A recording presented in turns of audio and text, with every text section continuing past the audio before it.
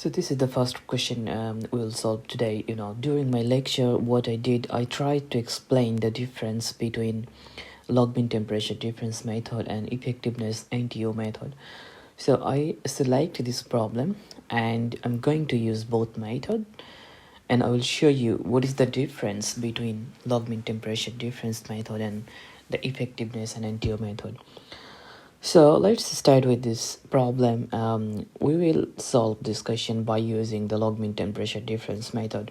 You can see the picture below. It is a double pipe heat exchanger, and most importantly, it is counterflow heat exchanger because the flow, it's coming from different directions. So from the figure, what we can see, the material is we got two fluid, geothermal water and here water. So the inlet, the geothermal water, it is coming at 160 degrees centigrade temperature from the inlet, and the flow rate is given 2 kg per second. While the cold fluid temperature, it is given 20 degrees centigrade. We know the cold outlet temperature is 80, but what we don't know here is the cold hot fluid inlet outlet temperature. So I'll explain that later on, and we know the pipe diameter 1.5 centimeter. So mass flow rate for both fluid, it is given, the geothermal water and the water, it is given. We need to calculate the heat transfer coefficient is given. The heat transfer coefficient is given here, and we actually need to determine the length of the heat exchanger. The length of the heat exchanger to achieve the desired heating. So here our cold fluid inlet temperature is 20 and the cold fluid outlet temperature is 80 degrees centigrade. So to achieve that temperature, what should be the length of the pipe? That means how long your pipe should be, and that's the question.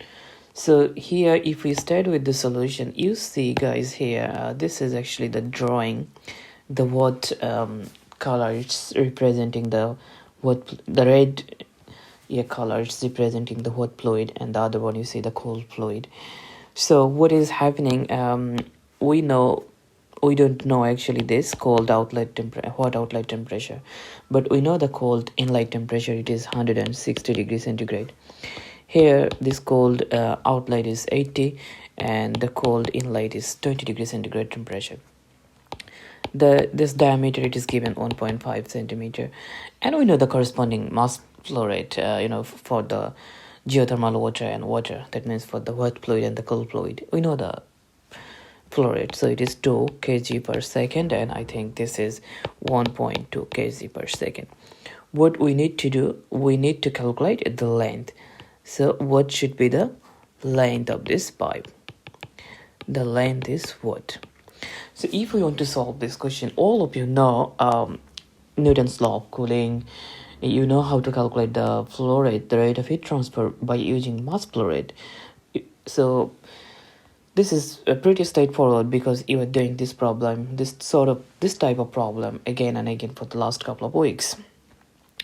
Actually, we need the length L.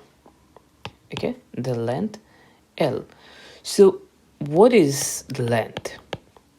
How we can get length? The length is actually, it is the function of the the surface heat transfer surface area, and it is a tube, circular tube like this.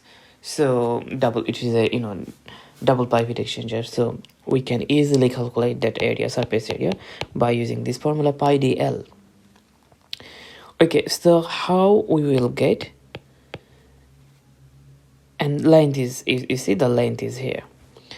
So if we want to get the heat transfer surface area, we need the length L. Okay, so the surface area, it is unknown. So how we can get the surface area? We can get from the formula, the Newton's law of cooling. So it is actually the U, the overall heat transfer coefficient, surface area, and L, delta TLM.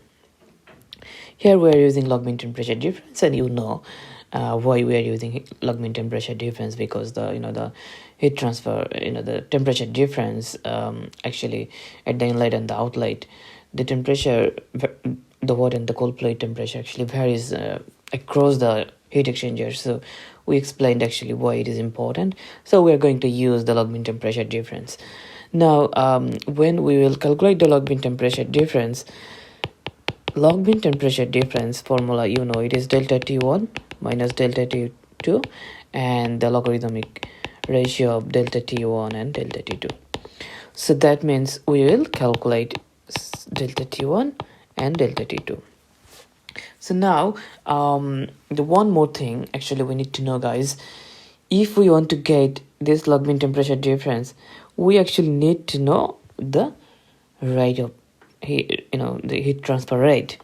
So as we know, the mass flow rate, and we can easily calculate the rate of heat transfer by using this formula mcp delta t. So this is actually the overall the flowchart we are going to follow to solve this question. So at first what we will do, we will actually use the rate of heat transfer. So as usual, let's write down some assumptions. So we will assume that it is a steady flow, because heat transfer, we will write it as a steady condition. Heat transfer runs for a long time with the same operational conditions. So we can easily assume that this is a steady conditions. So we are assuming this is a steady operating condition. We will assume that the changes of the kinetic and the potential energies in the fluid stream is negligible. So I'm not writing it here, but the most important thing is we will consider no fouling. Here in heat exchanger, fouling is one of the common scenario. It usually happens, but to avoid the complexity, we are assuming that no fouling here. And what other assumption, we will say that the fluid properties, it is constant. Fluid properties constant. So once we have this, now we need to think about the properties.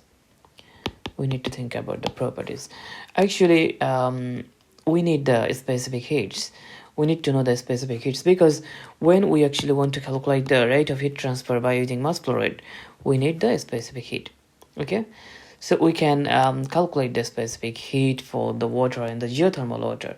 So a specific heat of water, Cp, let's say Cp, specific heat of water, it is constant, it is 4.18 kg per kg Kelvin.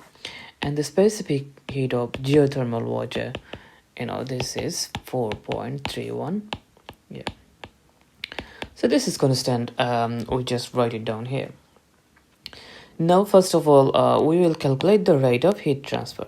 Okay, so let's start with the analysis. Analysis is we will calculate the rate of heat transfer. Actually, the figure we have here, you can see from this schematic, actually heat transfer, the rate of heat transfer, we can calculate, the geothermal water is the hot fluid and the water is the cold fluid. So actually this water will gain the temperature from, the geothermal water. So we can calculate it like this. Let's say Q, it is equal mCp at the temperature difference. So we are going to calculate it for water. Okay, so for water, you see the outlet temperature is higher than the inlet temperature. So we said the outlet temperature minus the inlet temperature. So mass flow rate for water, it is given 1.2. Temperature difference 80 and 20. Oh, I forgot to write the specific heat. So specific heat is 4.18. So it will be 301 kilowatt. Okay, so this is actually we got from this figure. It is given here, but here what fluid is geothermal water.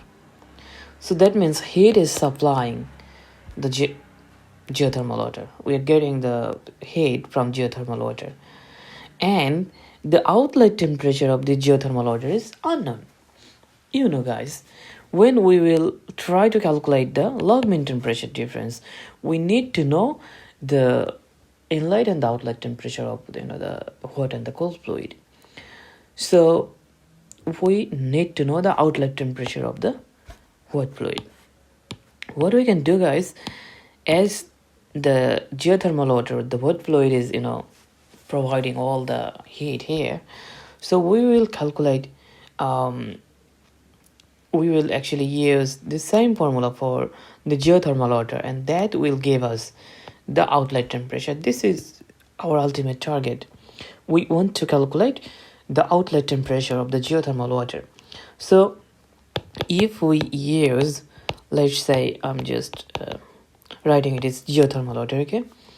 So for geothermal water, the rate of heat transfer, if we write it like this, MCP, and definitely now you can ask me, okay, this is delta T. So you can ask me, okay, what will be delta T? Is it inlet minus outlet or outlet minus inlet? For water, we said it is outlet minus inlet. But when it is the hot fluid inlet temperature will be higher than the outlet temperature. So definitely we will write it down here. It is the the temperature as the inlet and temperature at outlet. Okay, and this is for geothermal water. I mentioned it here. So the mass flow rate. Okay, so this is Q. What we are looking for? We are looking for the outlet temperature. So we can simplify this equation and we can write the outlet temperature T out. It is equal to the inlet temperature minus the rate of heat transfer and MCP. All right. So just write it down like this. The inlet temperature is given. How much? It is 160. The flow rate, you see, we just calculated here, 301 kilowatt.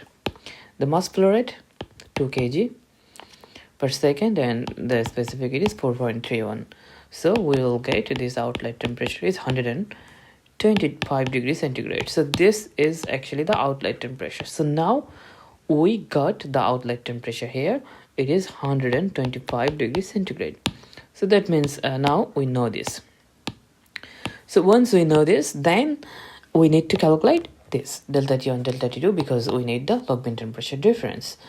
So the log mean temperature difference LMTD, the formula is delta T LM equal delta T1 delta T2 minus ln delta T1 over delta T2.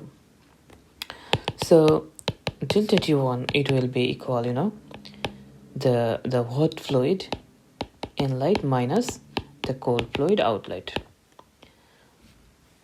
I discussed it during my lecture, so I'm not going to explain it again. So it is this. It will be 80 degrees centigrade. Delta T2, it is actually the hot fluid outlet temperature minus the cold fluid inlet temperature. So it is 125, it is 20, so 105 degrees centigrade. Now what we will do, we will substitute the values here. So delta T LM, it is equal, delta T, it is 80, and delta T 205, it is ln 80 over 105. So we will get it is 91.9 degrees centigrade. So this is the log mean temperature difference we got. So we got the log mean temperature difference. Okay, 91.9. Now what we need, guys, we are almost done with this problem.